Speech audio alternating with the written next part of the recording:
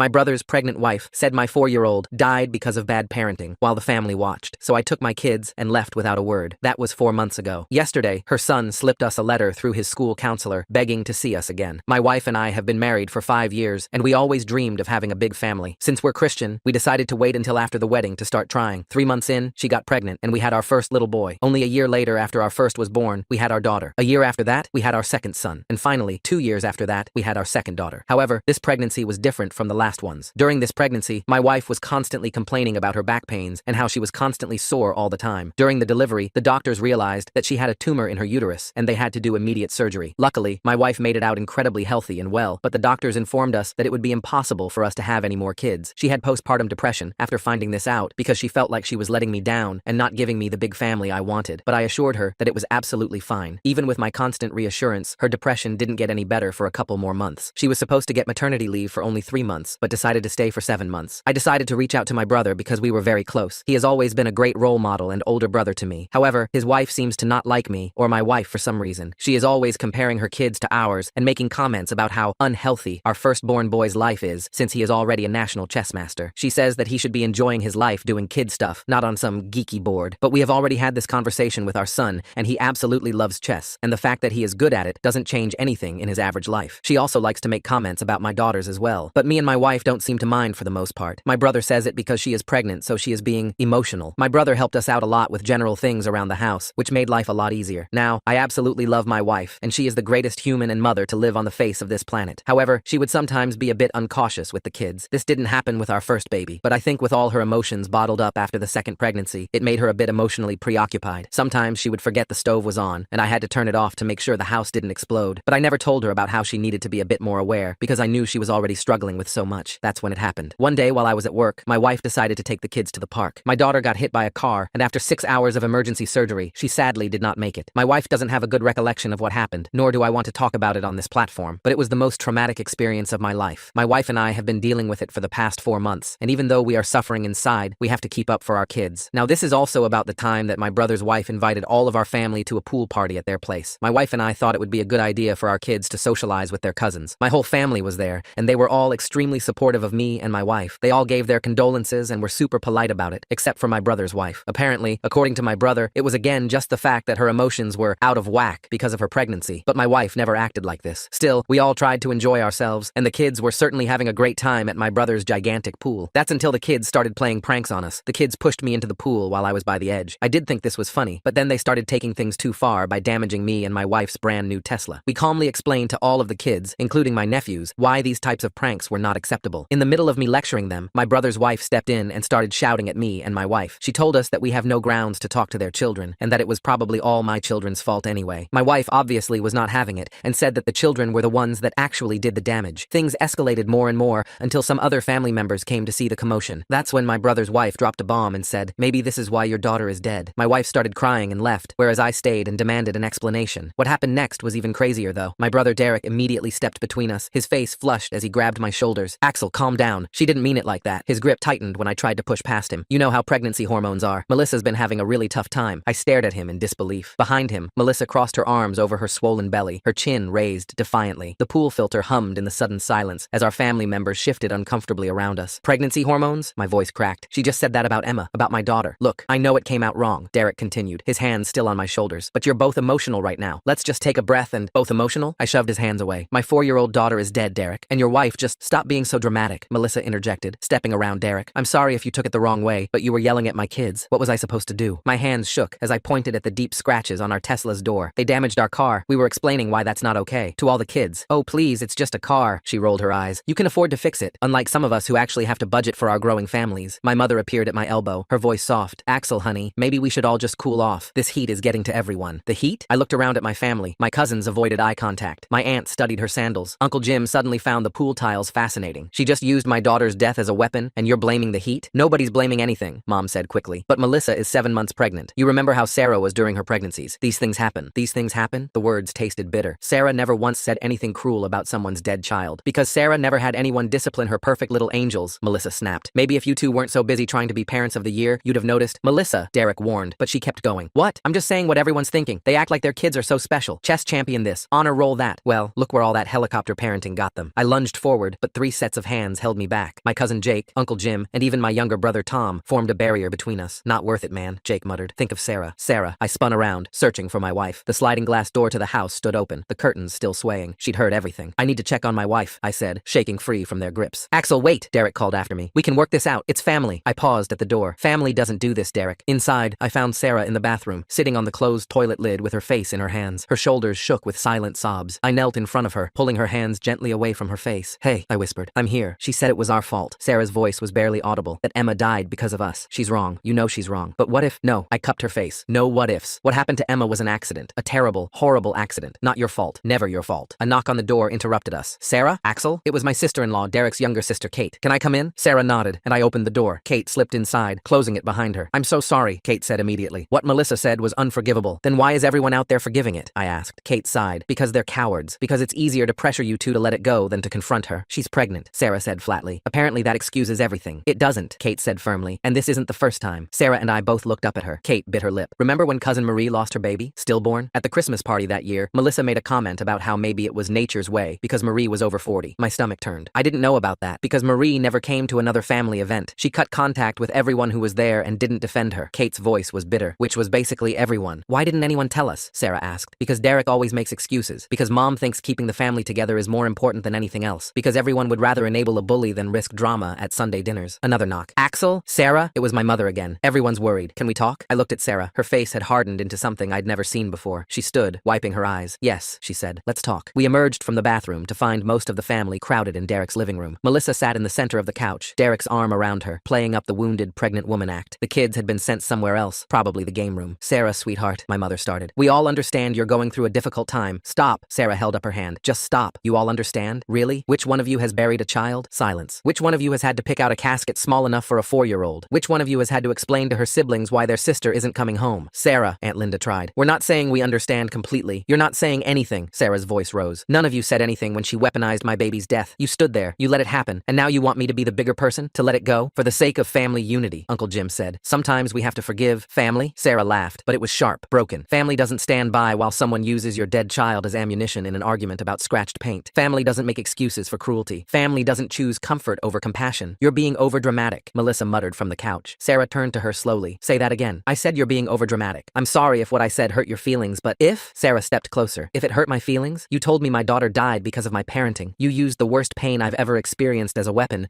because you were mad about your kids being disciplined. I'm pregnant, Melissa said, as if that explained everything. I've been pregnant 4 times, Sarah shot back. Never once did hormones make me cruel. Never once did carrying a life inside me make me callous about another life lost. Everyone handles pregnancy differently, Derek interjected. Melissa's been having a really hard time. Stop, I said. Stop making excuses. Stop enabling her. Stop choosing her comfort over our pain. I'm not choosing anyone, Derek protested. I'm just saying we can all move past this. We're family. No, Sarah said quietly. We're not. Not anymore. The room erupted. Everyone talking at once, trying to convince us we were overreacting, being too sensitive, breaking up the family. Through it all, Melissa sat on the couch with a small, satisfied smirk. Enough! Sarah's shout silenced everyone. You want to know what breaks up a family? Standing by while someone attacks grieving parents, making excuses for cruelty, choosing to enable a bully rather than protect the vulnerable. She turned to face everyone. 4 months ago, I lost my daughter. Every day since then, I've woken up to a world that's missing her laugh, her smile, her little hands in mine, and I've survived it because I thought I had family who understood that pain, who would protect that sacred grief from being weaponized. Her voice broke. But you've shown me today that keeping Melissa comfortable is more important than keeping Emma's memory respected, that avoiding conflict matters more than standing up for what's right. Sarah, please, my mother tried again. Think of the cousins. The kids shouldn't suffer because the adults can't get along. The kids? Sarah's eyes flashed. You're worried about the kids? Where was that concern when Melissa said what she said in front of any child who might have been listening? What message does it send when they see cruelty excused because the cruel person is pregnant? No one answered. Sarah walked to where our children were gathered by the door, having crept back to see what the shouting was about. She knelt down to their level. Get your things, she said gently. We're going home. But Mom, our oldest protested. We were having fun. I know, baby. But sometimes we have to leave situations that aren't healthy, even when it's hard. As we gathered our belongings, the family continued their chorus of protests. Derek followed us to the door. Axel, come on. Don't do this. She didn't mean it. You know she didn't mean it. I turned to face my brother. That's the problem, Derek. I think she did mean it, and I think you know she meant it. But you'd rather we swallow our pain than confront your wife's cruelty. That's not fair. Fair? I laughed bitterly. Was it fair when she used our daughter's death against us? Was it fair when every single person in that room chose to protect her instead of us? We're not choosing sides. Yes, you are. You chose. And you chose her. We loaded the kids into the car. As I started the engine, my phone began buzzing with texts. Sarah's too. Family members trying to guilt us into returning, into apologizing, into letting it go for the sake of family peace. Sarah turned off her phone and stared out the window. They'll never understand, will they? No, I said. They won't. won't. I can't go back there, she whispered. I can't sit across from her at Christmas dinner and pretend she didn't say what she said. I can't watch everyone act normal while knowing they'd rather protect her than us. Then we won't, I said simply. We'll make our own holidays, our own traditions, with people who actually care about us. Sarah reached over and took my hand. I'm sorry, your family. They're not my family, I interrupted. Not anymore. Family doesn't do what they did today. As we drove away, I saw Derek still standing in the doorway, Melissa beside him with her hand on her belly and that same satisfied expression. The rest of the family had probably already moved on, convincing themselves that we'd cool down, that we'd come around, that family was more important than principles. They were wrong. That night, after the kids were asleep, Sarah and I sat on our back deck, the same deck where Emma used to play with her toy tea set, serving us imaginary cookies and telling us elaborate stories about her stuffed animals. I miss her so much, Sarah said. I know, me too. And now we've lost them too. Your family. I pulled her close. We haven't lost anything worth keeping. Anyone who could stand by while you were attacked like that, anyone who could make excuses for that kind of cruelty, they're not family. They're just people we happen to share DNA with. Your mom will probably call tomorrow, try to smooth things over. Probably. What will you say? I thought about it. That Melissa crossed a line that can't be uncrossed. That they had a choice between protecting grieving parents or enabling a bully, and they chose wrong. That we won't expose ourselves or our children to that kind of toxicity again. Sarah nodded against my chest. They'll say we're breaking up the family. The family broke itself when they chose comfort over compassion. We sat in silence for a while, listening to the night sounds. Somewhere in the distance, a child laughed, and we both tensed. Every child's laugh sounded like Emma's now. Every little girl with dark curls made our hearts skip. I keep thinking about what Kate said, Sarah murmured. About Marie, how she cut everyone off after they didn't defend her. Yeah, I used to think that was extreme. Now I understand. How can you sit across from people who watched you be attacked and did nothing? Who made excuses for your attacker? Who tried to make you the villain for not accepting the attack? You can't, I said simply. My phone buzzed again. Another text, this time from my mother. Please don't let this destroy our family. Think of what Emma would want. I showed it to Sarah. Her face hardened. She did not just invoke Emma to manipulate us into forgiving this. She did. Sarah grabbed my phone and typed back, Emma would want her memory respected. Emma would want her parents protected. Emma would want people to stand up to bullies, not enable them. Don't you dare use my daughter's name to guilt us into accepting abuse. She hit send before I could stop her. Not that I would have. I'm done, she said. Done trying to keep the peace. Done swallowing my pain so others can be comfortable. Done pretending that family means accepting any treatment because of shared blood. Good, I said, because I am too. The next morning arrived with a barrage of phone calls. I'd turned my phone to silent, but the screen lit up constantly with names I'd grown up trusting. Dad, Aunt Linda, Uncle Jim, even cousins who hadn't been at the party were suddenly involved, having heard some version of events that undoubtedly painted us as the unreasonable ones. Sarah sat at the kitchen table, stirring her coffee absently while our kids ate breakfast. Our oldest son kept glancing between us, clearly sensing something was wrong, but not quite understanding what had shifted in our world overnight. Are we going to see Uncle Derek today? He asked innocently. Sarah's hand stilled. I set down my own mug carefully. Not today, buddy, I said. We're going to have a family day, just us. But we were supposed to practice chess with cousin Tyler this weekend. The knife of that simple statement twisted. Tyler was Derek's oldest, and he'd been learning chess from our son. They'd formed a genuine bond over the game. Two kids who didn't care about adult complications. We'll figure something else out, Sarah said softly. Sometimes plans change. Our daughter, the younger one, looked up from her cereal. Is it because of what happened at the pool when everyone was yelling? Kids noticed everything. We'd tried to shield them, but they'd heard enough. Sometimes adults disagree about important things, I explained carefully. And sometimes we need space from each other to figure things out. Like when me and Jamie fight and Mom makes us go to different rooms, she asked. Something like that, sweetheart. My phone buzzed again. This time it was Derek. Axel, we need to talk. Man to man. Without the wives. I can come by this afternoon. I showed Sarah. She read it and shook her head. Without the wives, she repeated. Because clearly I'm the problem here. You're not the problem. You've never been the problem. I know that, but they don't. I typed back. There's nothing to discuss. Your wife crossed a line. You defended her. That tells me everything I need to know. His response was immediate. You're being stubborn. She's pregnant and emotional. You can't throw away family over one comment made in anger. One comment. As if those words hadn't been carefully chosen weapons. As if the cruelty hadn't been deliberate. Block him, Sarah said quietly. Please, I can't. I can't watch you have these conversations. It hurts too much. I blocked Derek's number. Then, one by one, I blocked the others who'd stood by and watched. Mom was the hardest. Her name sat there on my screen. Decades of memories attached to those 3 letters. But she'd made her choice yesterday. She'd chosen the easy path over the right one. The kids finished breakfast and scattered to their usual Saturday morning activities. Our son to his chess computer. Our younger daughter to her art supplies. Our middle child to his books. The house felt oddly quiet, without the usual prospect of family gatherings, cousin play dates, Sunday dinners. What do we tell people? Sarah asked. Our friends? The kids' teachers when they ask why the cousins don't pick them up anymore? The truth, that we've decided to distance ourselves from family members who don't respect us. They'll think we're overreacting, that we're those people who cut off family over petty drama. Let them think that. I reached across the table for her hand. We know the truth. Using our dead daughter as a weapon isn't petty. Standing by while it happens isn't drama. It's betrayal. Sarah's phone rang. Her mother this time. She'd been at the party but had left early, before the confrontation. Sarah stared at the screen, then answered, Hi, Mom. I could hear her mother's voice, concerned but measured. Sarah's face cycled through emotions as she listened. Yes, I heard what happened. No, Mom. She said our daughter died because of how we parent. I don't care if she's pregnant. Mom, stop. Sarah's voice hardened. If you're calling to tell me to forgive and forget, you can save your breath. What Melissa said was unforgivable, and the fact that Axel's family defended her tells me everything I need to know about their values. A pause. Her mother's voice rose slightly. Then they're wrong. wrong, Sarah said flatly. I'm not ruining the family. The family ruined itself when they chose to protect an abuser instead of the abused. Yes, I said abuser. Using someone's dead child against them is abuse, Mom. Another pause. I have to go, Sarah said. I love you, but I won't discuss this anymore. Either you support us or you don't, but I won't be convinced that we're wrong for protecting ourselves. She hung up and set the phone aside with shaking hands. She thinks we should reconcile for the children's sake. Everyone's very concerned about the children when it suits them, I said bitterly. Where was that concern for our children when Melissa attacked their dead sister's memory? The weekend passed in a strange bubble. No family texts about Sunday dinner plans. No cousins dropping by. No Derek showing up with his toolbox to help with house projects. The absence felt both liberating and suffocating. Monday brought new challenges. I walked into work to find several colleagues giving me strange looks. Word traveled fast in our interconnected world. Derek and I worked in the same industry, though different companies. We had mutual professional contacts. My coworker Benjamin approached me at lunch. Hey man, heard there was some family drama this weekend. You okay? I tensed. What did you hear? Just that there was some big blow up at Derek's place, that you and Sarah stormed out and are refusing to talk to anyone. The narrative was already being shaped. We were the unreasonable ones who stormed out, not the grieving parents who were attacked. There was an incident, I said carefully. Someone said something cruel about our daughter who passed away. We decided it was best to leave. Benjamin's face shifted. Oh man, I'm sorry. I didn't know it was about. I just heard you guys were being dramatic about some pregnancy hormones thing. Is that what Derek's telling people? He looked uncomfortable. I mean, I heard it third hand. You know how these things get twisted. But I did know. Derek was already controlling the narrative, minimizing what happened, making us the villains in a story where we were the victims. That evening, Sarah met me at the door with red eyes. The school called. Melissa showed up at pickup time for her kids and tried to take ours too. Said there must have been a miscommunication about carpooling. My blood ran cold. What did the school do? Followed protocol. She wasn't on the pickup list, so they didn't release them. But she made a scene, told the office staff that we were having family troubles and keeping the kids from their cousins out of spite. This is escalation, I said. She's trying to force contact through the kids. The principal wants to meet with us tomorrow to clarify the situation. We spent that evening drafting emails, documenting everything. The principal, Mrs. Catherine, was understanding when we explained the situation in broad strokes. We didn't detail Melissa's exact words. That pain was too private to share with strangers, but we made it clear that certain family members were no longer authorized for pickup. I understand family dynamics can be complicated, Mrs. Catherine said carefully. We'll make sure staff are aware of the updated list. Tuesday night, the doorbell rang at 9 p.m. Through the peephole, I saw my mother standing on our porch, holding a casserole dish, the universal peace offering of Southern families. Sarah looked at me. Your choice. I opened the door, but didn't invite her in. Axel, Mom started, her voice already thick with emotion. This has gone on long enough. I brought your favorite. Mom, stop. I held up my hand. A casserole doesn't fix this. I'm not trying to fix it with food. I'm trying to get my son to talk to me. We talked on Saturday. You made your position clear when you defended Melissa. I wasn't defending her. I was trying to keep the peace by sacrificing us. The words came out harder than intended. You were keeping the peace by telling us to accept someone using Emma's death against us. Mom's face crumpled. That's not. I would never. But you did. You stood there while Melissa said our daughter died because of our parenting, and your response was to remind us she's pregnant, as if that excuses cruelty. She didn't mean. Stop saying that! The words exploded out. Stop telling us what she meant. We heard what she said. We felt the intention behind it. And you're still here, days later, trying to convince us we misunderstood. Mom clutched the casserole dish tighter. I just want my family back together. Your family was never together, Mom. It was held together by people like Sarah and me swallowing our hurt and keeping quiet. By people like Cousin Marie disappearing rather than making waves. By victims staying silent so abusers could stay comfortable. Melissa isn't an abuser. She used our dead child as a weapon. What would you call that? Silence stretched between us. Down the street, a dog barked. Normal neighborhood sounds that felt surreal against this moment. I should have spoken up, Mom said finally, quietly. When she said it, I should have told her it was wrong. Yes, you should have. But I can't change that now. All I can do is try to fix this going forward. There's nothing to fix, Mom. The damage is done. Trust is broken. And honestly, I don't think it was ever really there. This just revealed what was always true, that keeping up appearances matters more than protecting the vulnerable. She started crying then. Real tears, not the manipulative kind. I don't want to lose you, either of you, or my grandchildren. You're not losing us. You're experiencing the consequences of your choices. There's a difference. What does that mean? It means we'll still exist. We'll still be your son and daughter-in-law, but we won't pretend that Saturday didn't happen. We won't sit at family dinners with Melissa. We won't expose our children to people who think their sister's death is fair game for cruel comments. So what? You'll just never come to family events again? Never let the cousins play together? The cousins can play together when their mother isn't around. Derek can bring them here or meet us at neutral locations. But Melissa is not welcome in our lives. Neither is anyone who continues to make excuses for her. Mom wiped her eyes. And if I can't accept that, then you're choosing her over us. Again. She left the casserole on the porch. I brought it inside after she drove away, and Sarah and I stood in the kitchen looking at it like it might explode. Your mom makes good casserole, Sarah said finally. She does. Doesn't make her a good person though.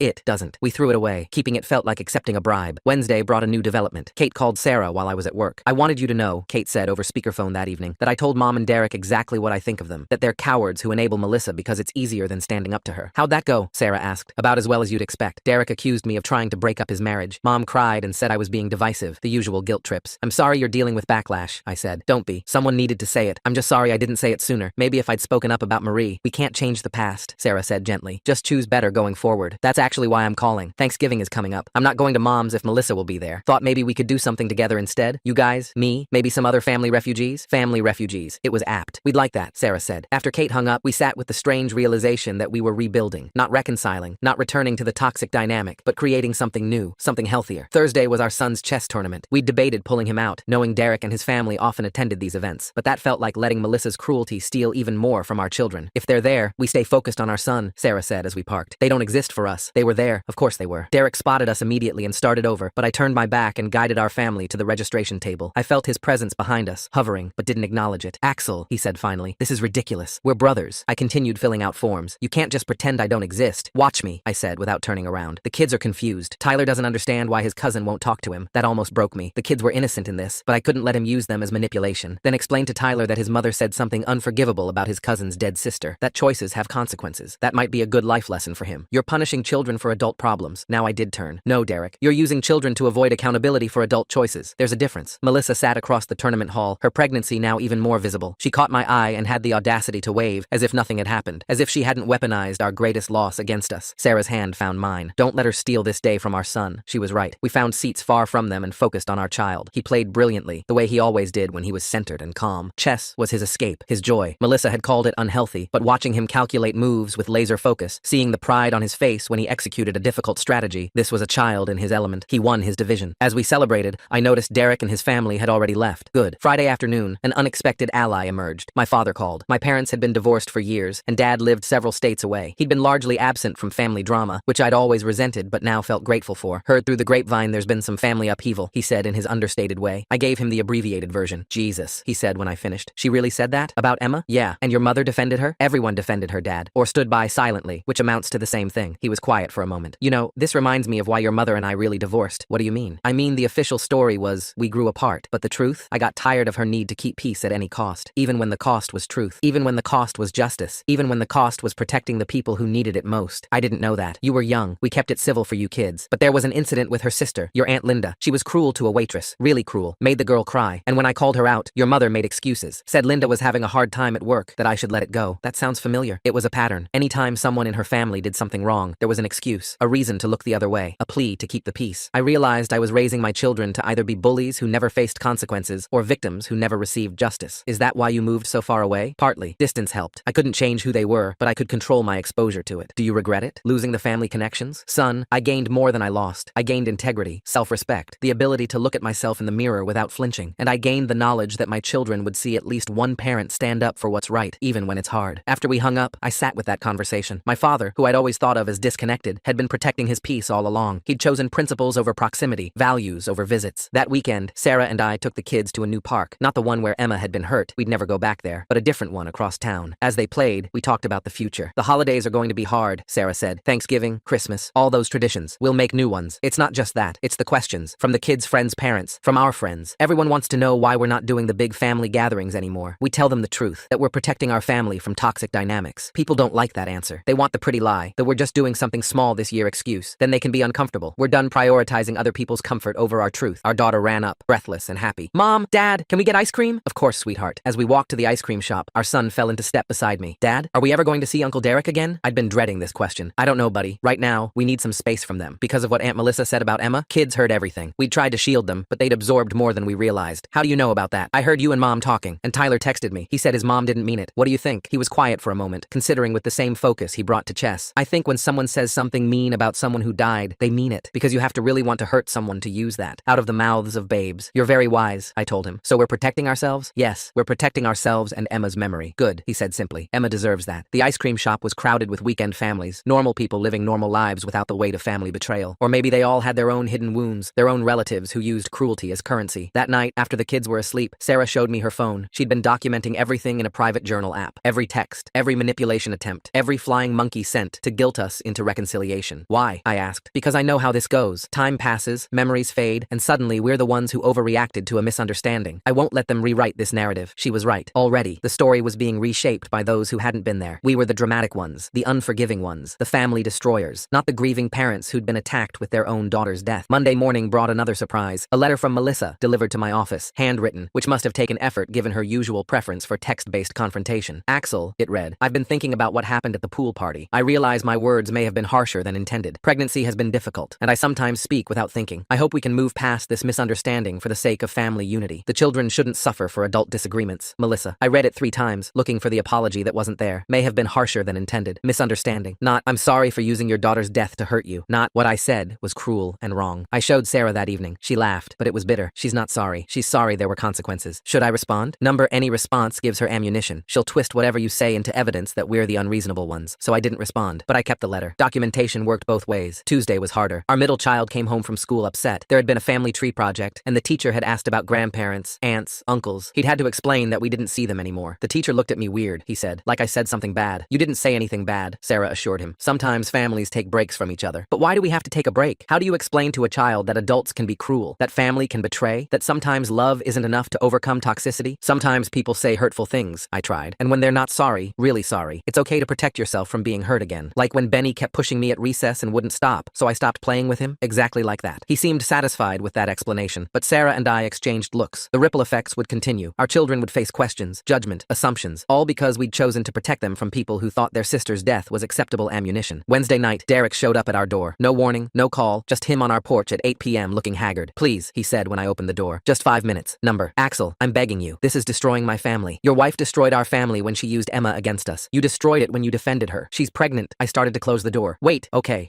not the pregnancy excuse. I don't know what to do. Mom cries every day. Melissa and I are fighting constantly. Kate won't speak to us. The kids are confused and upset. This isn't what I wanted. What did you think would happen, Derek? That we'd just swallow that pain and show up for Sunday dinner like nothing happened? I thought you'd understand. That family meant more than one moment of anger. One moment? I laughed, but there was no humor in it. Derek, your wife has been cruel to us for years. Comments about our parenting, our children, our choices. We overlooked it all. But using our dead daughter as a weapon? That's not a moment of anger. That's calculated cruelty. She was upset about the car. Stop. Just stop. If you're here to make more excuses, leave. If you're here to genuinely apologize and acknowledge what happened, we can talk. But I won't stand here and listen to you minimize what she did. He stood there, mouth opening and closing like he wanted to say the right thing but couldn't find it. Because the right thing would require admitting his wife was cruel, that he'd chosen her cruelty over our pain, that he'd failed as a brother when we needed him most. I can't, he said finally. I can't say she was wrong. She's my wife, and I was your brother. Sarah was your sister-in-law. Emma was your niece. But you've made it clear where your loyalties lie. I closed the door. Through the window, I watched him stand there for another minute before walking back to his car. Part of me, the part that remembered teaching him to ride a bike, being his best man, celebrating his children's births, wanted to call him back. But the larger part, the part that was a father and husband first, knew that some bridges, once burned, couldn't be rebuilt. Thursday brought a call from an unexpected source. Marie, the cousin who'd lost her baby and disappeared from family events after Melissa's cruelty. Kate gave me your number, she said. I hope that's okay. Of course. I heard what happened, what Melissa said. I'm so sorry. Thank you. I wanted to call because I know what you're going through. Not the loss. I can't imagine losing a child who'd lived and laughed and been part of your world for years. But the family betrayal, that I understand. How did you handle it? Badly at first. I kept waiting for someone to reach out, to say they were sorry for not defending me, to acknowledge that what she said was wrong, but they never did, because acknowledging it would mean admitting they'd failed. And that family unity they prize so highly, it's built on the silence of people like us. Do you regret cutting them off? Number, I regret that it was necessary. I regret that they chose comfort over compassion. But cutting them off? That saved me. It let me grieve without having to pretend the people who enabled my attacker were safe. People think we're overreacting. People who haven't been through it always think that. They don't understand that some wounds are too deep for forgiveness, that some betrayals reveal who people really are. And once you see it, you can't unsee it. After we hung up, I found Sarah in Emma's room. We'd left it largely untouched, unable to face packing away her things. She sat on the floor, holding one of Emma's stuffed animals. Marie called, I said, sitting beside her. Yeah? I told her about the conversation. Sarah listened, tears sliding silently down her face. She's right, Sarah said finally. About the family unity being built on silence. How many times did we bite our tongues when Melissa said something cruel? How many comments did we let slide to keep the peace? Too many. And it escalated, because that's what happens when cruelty goes unchecked. It grows. We didn't know it would lead to this. Number. But we knew it was wrong, and we stayed quiet anyway, just like everyone else is staying quiet now. Friday was Halloween. We'd always done a big family trick-or-treat gathering, all the cousins together in coordinated costumes. This year, it was just us. The kids didn't complain, but I saw our oldest looking at photos from last year on his phone, all of them together. Emma, in her little witch costume, beaming at the camera. You okay, buddy? I asked. Yeah, just remembering. It's okay to miss how things were. Do you think it'll ever be normal again? I think we'll find a new normal. Different, but still good. Without them? With people who truly care about us, who would never use Emma's memory to hurt us. He nodded, pocketing his phone. I think Emma would understand why we're protecting her memory. I think so too. That night, as we walked through the neighborhood, I noticed other families, intact, whole, taking photos and laughing. Were they really as happy as they seemed? Or were they too hiding wounds, staying silent to keep peace, enabling cruelty in the name of family unity? Our phones stayed mercifully quiet. Perhaps the family had finally accepted our boundaries, or perhaps they were planning their next approach. Either way, for tonight, it was just us, our little family of 5 that should have been 6, making our own memories, protecting our own peace. Saturday morning shattered that peace. Sarah woke me early, her face pale. Look at this. She showed me her Facebook. Melissa had posted a long, dramatic status about family division and forgiveness and protecting children from adult conflicts. She didn't name us directly, but the comments made it clear everyone knew who she meant. Some people hold grudges over the smallest things, one aunt had commented. Pregnancy is so hard. People should be more understanding, wrote another. Breaking up family over words is just sad, Derek's friend had added. The narrative was being cemented. We were the grudge holders, the family breakers, the ones who couldn't forgive a pregnant woman's small mistake. Should I respond? Sarah asked. Number, let them show themselves. Let everyone see who supports using a dead child as a weapon. But it hurt, seeing people we'd shared holidays with, whose children had played with ours, reduce our pain to pettiness. Seeing them rally around Melissa, while we grieved not just Emma, but the family we'd thought we had. My phone rang. Kate, did you see it? She asked without preamble. Yeah, I commented. Told them exactly what Melissa said. Used Emma's name and everything. Let them defend that publicly. Kate, you don't have to fight our battles. Yes, I do, because someone should have fought Marie's. Someone should have fought yours the moment Melissa opened her mouth. Silence is what lets this continue. Within an hour, Kate's comment had been deleted and she'd been blocked, but not before several people had seen it. My phone started buzzing with texts from peripheral family members who hadn't known the full story. Is that really what she said? One cousin asked. Why didn't anyone tell me? Wrote another. The narrative was cracking, but Melissa was in damage control mode. A new post appeared, this one about lies and exaggerations, and people trying to destroy a pregnant woman's reputation. She's really doubling down, Sarah said. She has to. Admitting what she really said would mean admitting she's the villain in this story. But the damage to their narrative was done. Some family members who'd been solidly in the Keep the Peace camp started reaching out privately, not to fully support us. That would require too much courage, but to express concern about what had really happened. We didn't engage. Their sudden interest in the truth after publicly supporting Melissa felt hollow. Where was this concern when we were being attacked? Where were these questions when we were being painted as the unreasonable ones? Sunday arrived with its absence of family dinner. Instead, we had a quiet morning at home. The kids made pancakes. We played board games. It was peaceful in a way our family gatherings had never been, without the underlying tension of waiting for Melissa's next cutting remark. I don't miss it, Sarah said suddenly, watching our kids laugh over a game. I thought I would, but I don't. It was always performative, always about maintaining an image rather than actually caring for each other. She was right. How many Sunday dinners had we endured Melissa's comments while everyone pretended not to notice? How many times had we comforted our children after she'd criticized their interests, their achievements, their existence, all for the sake of family unity that protected the cruel and silenced the hurt? That evening, my mother called again. This time, I answered. I saw Kate's comment before it was deleted, she said without preamble. Is that really what Melissa said about Emma? Yes. Silence. I didn't hear the exact words. I just heard shouting and came to see. By the time I got there, you were already leaving and Derek was saying it was pregnancy hormones, and you believed him without asking us, without checking what actually happened. I wanted to keep peace. You wanted to avoid conflict. There's a difference, Mom. Keeping peace would have meant addressing the person who broke it. You chose to pressure the victims instead because we're more likely to comply. I didn't think of it that way. Of course you didn't, because thinking of it that way would mean acknowledging your role in enabling abuse. Abuse is a strong word. What would you call using a dead grandchild as a weapon against grieving parents? Silence again. I failed you, she said finally. I failed Sarah. I failed Emma's memory. Yes, you did. Can you forgive me? Forgiveness isn't the issue, Mom. The issue is trust. You showed us that when we're vulnerable, you won't protect us. That when someone attacks us with our deepest pain, you'll make excuses for them. How do we trust you after that? I don't know, she admitted, but I want to try. I want to do better. Then start by holding Melissa accountable, publicly. Stop letting her control the narrative. Stop letting her paint us as the villains for protecting ourselves. Derek will be furious. Then Derek can be furious. His comfort isn't more important than our pain. I need to think about this. You do that. But while you're thinking, remember that every day you stay silent is another day you choose them over us. After I hung up, Sarah looked at me with something like hope. Do you think she'll actually do it? I don't know. Speaking up now, after publicly supporting them, would mean admitting she was wrong. That's hard for anyone, especially someone who's spent their life avoiding conflict. But at least she's finally hearing us. Maybe. Or maybe she's just trying to find a way to get us back in the fold without actually addressing what happened. Time would tell. Monday morning brought proof that Mom had made her choice. A Facebook post, carefully worded but clear. I've been reflecting on family dynamics and my role in them. I realize I've sometimes prioritized keeping peace over protecting people. When someone says something cruel, especially about a child who has passed, it's not hormones or stress, it's cruelty. And those of us who make excuses for it are complicit. I'm sorry to those I've failed by staying silent. I promise to do better. She didn't name names, but everyone knew. The comment section exploded. Derek accused her of betraying family. Melissa called her a troublemaker. Various relatives expressed shock that she would air family business publicly. But others, the quiet ones, the ones who'd been silenced before, started speaking up. Stories came out. Times Melissa had been cruel and the family had looked away. Patterns of behavior that had been ignored for years. It's like a dam broke, Sarah said, reading through the comments. All these people who've been hurt by her, finally feeling safe to speak up. My phone rang. Derek, your mother is destroying our family, he said without greeting. Melissa destroyed our family. Mom's just finally acknowledging it. This is your fault. You and Sarah, making a big deal out of nothing. Using our dead daughter as a weapon is nothing? She didn't mean... I hung up. We were past the point of these circular conversations, but the family reckoning continued. Kate called that evening, almost giddy. Did you see Aunt Linda's comment? She admitted that Melissa made her daughter cry at her wedding by criticizing her dress, and Uncle Jim's wife finally told the story about Melissa announcing her pregnancy at their daughter's graduation dinner. It's all coming out. Good, Sarah said. Let them all see what they've been enabling. But with revelation came retaliation. Melissa posted her own status, painting herself as a victim of a coordinated attack. Derek supported her, claiming people were ganging up on a pregnant woman. They announced they were taking a break from social media and family events for their mental health. Classic, Sarah muttered. Play victim when accountability comes knocking. But something had shifted. The family dynamic that had protected Melissa for years was crumbling. People were questioning why they'd stayed silent, why they'd prioritized her comfort over others' pain. Tuesday brought an unexpected visitor. Aunt Linda stood on our porch, looking uncomfortable but determined. I owe you an apology, she said when I let her in. When Melissa said what she said about Emma, I should have spoken up. I should have protected you both. Sarah studied her carefully. Why didn't you? Because I'm a coward, Linda said simply. Because speaking up would have made me a target. Because it was easier to let you bear the weight of her cruelty than to share it. And now? Now I realize that my silence made me complicit. That every time I let her cruelty slide, I enabled the next instance. I'm sorry. I'm so deeply sorry. It was the first real apology we'd received. Not qualified, not excused, just acknowledgement of failure and regret. I appreciate that, Sarah said carefully. But you understand why we can't just go back to how things were? I do. Trust is earned, and I haven't earned yours. But I wanted you to know that some of us see it now, see what we allowed to happen, and we're sorry. After she left, Sarah and I sat with the strangeness of it. The family wall of silence, once so impenetrable, was developing cracks. It doesn't change what happened, Sarah said. Doesn't bring Emma back into a world where her memory is protected. But maybe it prevents the next Marie, the next us. Wednesday was quiet. The social media storm had died down, replaced by an uncomfortable silence. Sides had been chosen. Lines had been drawn. The family that had once gathered for every occasion was now fractured into camps. Thursday brought news through Kate. Derek and Melissa are hosting Thanksgiving, making a big deal about keeping traditions alive and not letting division win. It's clearly a loyalty test. Let them test, I said. We already know where we stand. Mom's not going, Kate added. Neither are Linda or Jim's family. Looks like their guest list is getting smaller. Part of me, the part that remembered Derek teaching me to throw a football, being there when each of my kids was born, felt sad. But the larger part, the part that had watched him choose his wife's cruelty over our pain, felt nothing but resolve. Friday was the kids' school Thanksgiving program. We sat in the auditorium, watching our children sing songs about gratitude and family. The irony wasn't lost on us. Family isn't always blood, Sarah whispered, watching our son help a classmate with their costume. Sometimes it's the people who choose to protect you instead of hurt you. She was right. In losing the family we'd been born and married into, we were discovering something else. Friends who checked in regularly, parents from school who'd heard something had happened and offered support without prying, Kate, who called daily just to make sure we were okay. That weekend, we started planning our own Thanksgiving. Kate would come, along with Marie and her family, some friends who had nowhere else to go, a hodgepodge of people who understood that family was about more than shared DNA. It'll be different, Sarah said, making lists. Different isn't bad. Number different might actually be better. The kids were adjusting too. Our oldest had started teaching chess to kids at the community center. Kids who actually want to learn, he said pointedly. Our middle child had joined a book club. Our youngest was thriving in art classes. Without the constant subtle criticisms from Melissa, without the tension of family gatherings where they walked on eggshells, they were blooming. I think Emma would like this, our daughter said one evening, working on a painting. She always said Aunt Melissa was mean. Maybe she's happy we don't have to see her anymore. Out of the mouths of babes, again. As November progressed toward Thanksgiving, the family divide solidified. Derek and Melissa surrounded themselves with the relatives who still believed in keeping peace at any cost. We built something new with those who understood that some costs were too high. Mom called the night before Thanksgiving. I wanted you to know I'm not going to Derek's, she said. I'll be alone, but I can't sit at a table with someone who used my granddaughter's death as a weapon. You don't have to be alone, I found myself saying. We have room. Sarah looked at me, surprised but not disapproving. Are you sure? Mom's voice was small. I'm sure that Emma would want her grandmother to have somewhere to go on Thanksgiving. I'm sure that choosing right, even late, still matters. But I'm also sure that this isn't a clean slate. It's a chance to do better. I understand. Thank you. After I hung up, Sarah took my hand. That was kind of you. She's trying. Late, but trying. And maybe showing her what real family looks like will help her understand what we lost when she stayed silent. Maybe. Thanksgiving arrived crisp and clear. Our house filled with the smells of cooking and the sounds of chosen family. Kate arrived early to help cook. Marie brought her children, who played easily with ours. Friends filled in the gaps, creating a warmth that had nothing to do with obligation and everything to do with choice. Mom arrived last, carrying her famous sweet potato casserole and looking uncertain. Thank you for having me, she said quietly. Thank you for choosing to be here, Sarah replied. For choosing us. The meal was different from years past. Smaller in some ways, but richer. Conversation flowed without the underlying tension of waiting for Melissa's next barb. The kids laughed freely. Stories were shared without fear of judgment. This is nice, Mom said at one point, looking around the table. Different, but nice. Different can be good, our son said. Like in chess. Sometimes you have to sacrifice a piece to win the game. What piece did we sacrifice? Our daughter asked. The one that was hurting us, he said simply. Mom's eyes filled with tears. I'm sorry I didn't protect you, all of you, from that hurt. We know, Sarah said. But you're here now. That matters. As the evening wound down and guests started leaving, Mom pulled me aside. Derek called earlier while I was driving here. He wanted to know how I could choose them over him. What did you tell him? That I wasn't choosing sides. I was choosing right. He didn't understand. He might never understand. I know, and that breaks my heart, but not as much as knowing I failed you when you needed me most. She left with promises to do better, to be better. Time would tell if she could follow through. That night, as Sarah and I cleaned up, she paused by Emma's photo on the mantel. I think she would have liked today, she said. A house full of people who actually care about each other. No mean comments about her art, no comparisons to her cousins. Just love. Just love. We'd lost family. The kind you're born into. The kind you're supposed to be able to count on. But we'd gained something else. The kind of family you choose. The kind that shows up not because they have to, but because they want to. The kind that would never use a child's death as a weapon. The kind that understood some wounds don't heal just because someone demands forgiveness. The kind that knew protection sometimes looked like distance, and boundaries sometimes looked like walls. As we headed to bed, Sarah's phone buzzed. A text from a number she didn't recognize. Hi Sarah, this is Tyler. I know my mom said something bad about Emma. I'm sorry. I miss playing with my cousins. Maybe when I'm older we can be friends again. Sarah showed me the text, tears in her eyes. Derek must not know he sent this, I said. What do I say? The truth, that we miss him too, that none of this is his fault, that maybe someday, when he's older and can choose for himself, we'd love to see him again. She typed carefully, kindly, because the sins of the parents shouldn't fall on the children, because Tyler was a victim too, of a mother who used cruelty as currency and a father who enabled it. Send, she said, then turned off her phone. I can't handle any more tonight. As we lay in bed, the house quiet except for the sound of our children sleeping safely down the hall, I thought about the journey from that pool party to this moment. The pain was still there, the loss of Emma, compounded by the loss of family we'd thought we could trust. But there was something else too. Peace. The peace of knowing we'd chosen protection over politeness. The peace of knowing Emma's memory was safe from those who would weaponize it. The peace of knowing our surviving children would grow up seeing that some things matter more than keeping cruel people comfortable. I love you, I told Sarah in the darkness. I love you too, she replied, and I love the family we're building, the one Emma would be proud of. The weekend after Thanksgiving brought an unexpected development. Derek's oldest son Tyler showed up at our door Saturday morning, his bike leaning against our porch railing. Sarah and I exchanged shocked looks through the window. Tyler? I opened the door, scanning the street for Derek's car. Does your dad know you're here? The 13-year-old shifted nervously. He thinks I'm at the library, but I had to come. I need to talk to my cousin about something for the chess tournament next week. Sarah appeared beside me, her expression conflicted. The kid wasn't responsible for his mother's cruelty, but but having him here felt like crossing a line we'd carefully drawn. Tyler, we can't, I started. Please, he interrupted, his voice cracking. I know what my mom said about Emma. Dad told me I wasn't allowed to talk to you guys anymore, but it's not fair. None of this is fair. Our son had heard the doorbell and came running. He stopped short when he saw his cousin, hope and uncertainty warring on his face. Can Tyler come in? He asked quietly. Just for a little bit? Sarah and I had a silent conversation with our eyes. Finally, she nodded. 15 minutes. Then you need to go home before your parents realize where you are. The boys disappeared upstairs, and Sarah started pacing. This is going to cause problems. I know. Derek will accuse us of undermining his parenting. Probably. 20 minutes later, Tyler came back downstairs, looking lighter than when he'd arrived. Thank you, he said simply. I'm sorry about everything. You don't need to apologize for things that aren't your fault, Sarah told him gently. He left, and we held our breath, waiting for the inevitable explosion. It came 3 hours later. Derek's car screeched into our driveway, and he was at our door before the engine fully died. How dare you, he snarled when I opened the door. Going behind my back, encouraging my son to disobey me. We didn't encourage anything, I said calmly. He showed up. We let him talk to his cousin for 20 minutes. That's all. You had no right to what? Let two kids maintain a friendship despite adult problems? You're right. How terrible of us. Melissa emerged from the car, her pregnancy now in its final weeks. This is kidnapping, she announced dramatically. We could call the police. Sarah appeared behind me. Please do. I'd love to explain to them why you're trying to prevent cousins from speaking to each other. Maybe mention what you said about our dead daughter while we're at it. Melissa's face flushed. You're poisoning him against us. We didn't mention you at all, Sarah said. Believe it or not, everything isn't about you. Everything's been about you since your kid died, Melissa spat. Poor Sarah, poor Axel, everyone walking on eggshells. Get off our property, I said quietly. Now. Derek grabbed Melissa's arm. Let's go. No, I'm tired of them playing victim. Their daughter died because Sarah wasn't watching her properly, and somehow that's everyone else's problem. Sarah moved so fast I barely saw it. Not to strike Melissa, she'd never give her that satisfaction, but to pull out her phone and start recording. Say it again, Sarah said, her voice deadly calm. Tell everyone how our daughter's death is our fault. Let everyone see exactly who you are. Melissa realized her mistake. The few neighbors who were outside had stopped to watch. Mrs. Patterson from across the street had her own phone out. Turn that off, Derek demanded. Public property, Mrs. Patterson called out. You're making quite the scene. Derek dragged Melissa back to their car, but she couldn't resist one last shot. This is why nobody wants you at family events anymore. You're exhausting. Nobody wants us? Sarah laughed, but it was sharp. Check your Thanksgiving guest list again. They peeled out, leaving tire marks on our driveway. Mrs. Patterson walked over, shaking her head. I recorded the whole thing, she said, in case you need it. That woman is vile. The video was on social media within hours, not posted by us. We had no interest in that drama, but Mrs. Patterson's daughter who'd been visiting. The court of public opinion was swift and harsh. Melissa's carefully crafted image of the victimized pregnant woman crumbled as people watched her attack grieving parents in their own driveway. Mom called that evening. I saw the video. I'm so sorry you had to deal with that. Tyler just wanted to see his cousin, I said tiredly. I know. Derek called me ranting about boundaries and respect. I told him the only disrespect I saw was from his wife. How'd that go? He hung up on me, but I'm done enabling him. Watching that video, seeing how she spoke to you both, I'm ashamed I ever defended her. Sunday brought a grief support group meeting. We'd started attending a month ago, finding solace among other parents who understood the weight of loss. As we settled into our usual seats, a familiar face caught my eye. Marie sat in the corner, tissues clutched in her hand. After the meeting, she approached us. I hope it's okay I'm here. I know it's been years since my loss, but seeing you two stand up to the family, it brought everything back. Grief doesn't have an expiration date, Sarah said, hugging her. I've been in therapy, Marie admitted, working through not just the loss, but the betrayal. My therapist says the family trauma might actually be harder to process than the grief itself, because death is final, I said, but betrayal is a choice people make every day. That afternoon, Kate texted with news. Derek and Melissa's baby had arrived early. A little girl. The family was buzzing with the standard congratulations and hospital photos. Do we say anything? Sarah asked, looking at the announcement. We wish the baby health and happiness, I decided. The child isn't responsible for her parents. We sent a simple card to the hospital. No return address. It was the decent thing to do, even if they didn't deserve decency. Monday's mail brought a surprise. Tyler had written us a letter, his handwriting careful and deliberate. Dear Uncle Axel and Aunt Sarah, it read. Thank you for letting me visit. I know it caused problems and I'm sorry. Mom and Dad are really mad, but I don't care. You were always nice to me and I miss being a family. I think about Emma a lot. She was really funny and always shared her candy with me. I'm sorry my mom says mean things. I told her it was wrong, but she said I don't understand because I'm a kid. But I think kids understand better sometimes. Love, Tyler. Sarah cried reading it. That poor boy. He's going to be okay, I said. He sees the truth. That's more than a lot of adults in our family can say. Tuesday was the anniversary of Emma's first day of preschool. We've been dreading it. Another milestone she'd never repeat. But instead of staying home and drowning in grief, we took her favorite flowers to the children's hospital where she'd spent her final hours. The nurses remembered us. We think of her often, one said softly. Such a bright light. We donated some toys in Emma's memory, watched sick children's faces light up, and found a strange peace in bringing joy where she'd left us. Wednesday afternoon, our son won his chess tournament. As he held his trophy, scanning the crowd, I saw the moment he realized Tyler wasn't there. The slight dimming of his smile broke my heart. Tyler would be proud, I told him. I know, he said. I just wish he could be here. Sometimes loving someone means accepting you can't be in their life the way you want to, Sarah said gently. But that doesn't make the love less real. Thursday brought another confrontation. Melissa's mother, who'd been out of state during the pool party incident, showed up at Sarah's workplace. Security had to escort her out after she caused a scene, screaming about false accusations and family destruction. She actually said we made the whole thing up, Sarah told me that evening. That Melissa would never say something so cruel, even with multiple witnesses. Apparently we've all been brainwashed or bribed or something. The mental gymnastics were impressive. Friday was quiet, too quiet. The calm before whatever storm Derek and Melissa were planning. We'd learned their patterns. When caught in wrongdoing, they'd retreat, regroup, then attack from a new angle. Saturday morning, the new angle revealed itself. A process server knocked on our door, handing me an envelope. Derek and Melissa were suing us for defamation, emotional distress, and alienation of family affection. They're actually suing us? Sarah stared at the papers in disbelief. For telling the truth about what she said, I muttered, reading through the complaint. They're claiming the video Mrs. Patterson posted has damaged Melissa's reputation and caused her postpartum depression. Her reputation was damaged by her own mouth, Sarah said. We spent the weekend consulting lawyers, documenting everything, preparing for a battle we'd never wanted. The family group texts exploded with drama. Some supported Derek Derek and Melissa, claiming we'd gone too far. Others were appalled they'd involved lawyers and family matters. Kate called Sunday night. Mom's beside herself. She's threatening to testify on your behalf about all the things Melissa said over the years. She'd do that? She's furious. Said if Derek wants to play legal games, she's got a list of witnesses to Melissa's cruelty going back a decade. Monday, we met with our lawyer, a sharp woman named Catherine who'd handled family disputes before. She reviewed everything. The videos, the texts, the documentation Sarah had been keeping. They don't have a case, Catherine said bluntly. Truth is an absolute defense to defamation, and multiple witnesses heard her say those exact words about your daughter. If anything, you have grounds for a harassment suit against them. We don't want to sue anyone, Sarah said. We just want to be left alone. Sometimes the best defense is a strong offense, Catherine advised, but that's your choice. Tuesday's mail brought letters from family members, some supportive, some not. Uncle Jim wrote that while he disagreed with the lawsuit, he thought we should have handled things privately. Aunt Linda sent a long letter detailing every cruel thing Melissa had said to her over the years, offering to testify if needed. It's tearing the whole family apart, Sarah said, reading through them. It was already torn, I reminded her. This just made it visible. Wednesday, our kids came home from school with questions. Apparently, Tyler had been pulled from activities he shared with classmates who knew our children. The chess club, the science fair team, anything that might put him in contact with his cousins. Why can't we see Tyler anymore? Our daughter asked. Did we do something wrong? No, sweetheart. Sometimes adults make choices that hurt kids, even when the kids didn't do anything wrong. That's stupid, she declared with the clarity only children possess. Yes, Sarah agreed. It is. Thursday brought a development none of us expected. Derek showed up alone, looking haggard. I almost didn't open the door, but something in his expression stopped me. I'm not here to fight, he said quickly. I need to talk, please. Against my better judgment, I stepped onto the porch, closing the door behind me. You're suing us, Derek. What could we possibly have to talk about? That was Melissa's idea. Her mother's, actually. They're convinced you're trying to destroy our family. We're trying to protect ours. He slumped against the porch railing. Tyler won't talk to me. He says I'm a coward for not standing up to his mother. My own son thinks I'm a coward. Aren't you? The words hung between us. Derek flinched, but didn't deny it. I know what she said was wrong, he admitted quietly. I knew it the moment the words left her mouth. But she's my wife, the mother of my children. What was I supposed to do? Protect the victims instead of the bully. Tell the truth instead of making excuses. Choose right over easy. Easy? He laughed bitterly. You think any of this has been easy? My marriage is falling apart. My son hates me. My mother barely speaks to me. The baby won't stop crying, and Melissa just gets angrier and angrier. That's not our fault, Derek. I know, he said, and for the first time since the pool party, he sounded like my brother again. I know none of this is your fault. Emma dying wasn't your fault. Melissa saying what she said wasn't your fault. Me being too weak to stop her. That's on me. So drop the lawsuit. I can't. Melissa's mother hired the lawyer. If I back out now, he trailed off. If you back out now, what? Melissa will be angry. She's already angry. You'll have marital problems. You already have them. You'll have to choose between your wife and your integrity. That choice was made at the pool party. He left without another word, but I saw him sit in his car for 10 minutes before driving away. Sarah had watched from the window. Do you think he'll do the right thing? No, I said honestly, but at least he knows what the right thing is. That's more than I expected. Friday, our lawyer called. They want to settle. Drop the lawsuit in exchange for a mutual no-contact agreement. We're already no contact, Sarah pointed out. This would make it legally binding. Neither party contacts the other, including through third parties or social media. Violation would result in legal consequences. What about the kids? Tyler? The agreement would include minors until they reach 18. Sarah and I discussed it that evening. It felt like defeat, letting them use the legal system to enforce what their cruelty had created. But it also meant protection, a paper shield against future harassment. Emma would want us to be safe, Sarah said finally, even if it means making it official that her cousins can't see each other. Saturday, we signed the papers. It was done. The family that had once gathered for every holiday, every birthday, every celebration was now legally mandated to stay apart. The lawyer said these agreements rarely held up if both parties decided to reconcile, but we knew that would never happen. Some bridges, once burned, left too much ash to rebuild. Sunday was Emma's birthday. She would have been 5. We visited her grave as a family, bringing her favorite flowers and new toys that we'd donate to the hospital later. Our surviving children had written her letters, which they read aloud in voices that trembled but didn't break. I got an A on my science project, our middle child read. You would have liked it. It was about butterflies. I won the chess tournament, our oldest added. I used the move you always said looked like a horsey dance. I painted you a picture, our youngest said, placing a colorful canvas against the headstone. It's our family, and you're the sun, because you're watching over us. Sarah and I held each other as our children talked to their sister, updating her on their lives, telling her they missed her, promising they remembered her always. It was heartbreaking and healing at once. That evening, as we drove home, our son asked, do you think Emma knows about everything that happened? I think Emma knows we protected her memory, Sarah said, that when someone tried to use her against us, we stood up and said no, that's what matters. And we found out who really loves us, our daughter added with that startling wisdom children sometimes possess, the people who stayed. Monday morning came with its usual routine, school lunches, work emails, the rhythm of life continuing despite the legal documents that officially severed our extended family, but something had shifted. The constant anxiety of waiting for the next attack was gone. The legal agreement, cold and formal as it was, provided closure. It's really over, Sarah said, as we watched the kids get on the school bus. The conflict is over, I corrected. The grief, the growth, the healing, that continues. But without them making it harder,